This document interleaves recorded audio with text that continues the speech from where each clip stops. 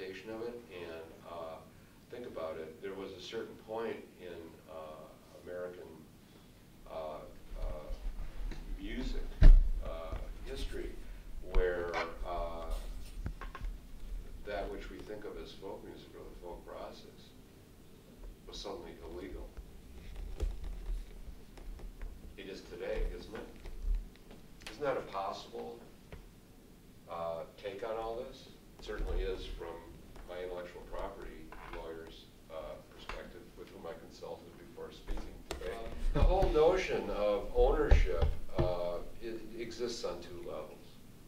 One, material. But I think it's really essential to note historically when litigation begins, and it's slow in coming, but when it hits hard. What's the point of this? The point of this is that there's folk music and there's the folk process, both of which have an antithetical position relative to intellectual property rights. They just do. Stops it. Totally. Completely stops it. Completely. Why wasn't Bob Dylan during the 60s chased?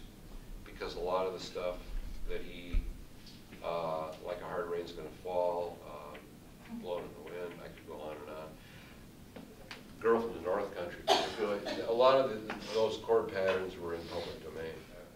We do need to think about folk music, though, as being at war with intellectual property rights, with the whole notion of frozen composition, which is now getting into our territory, and with the whole notion of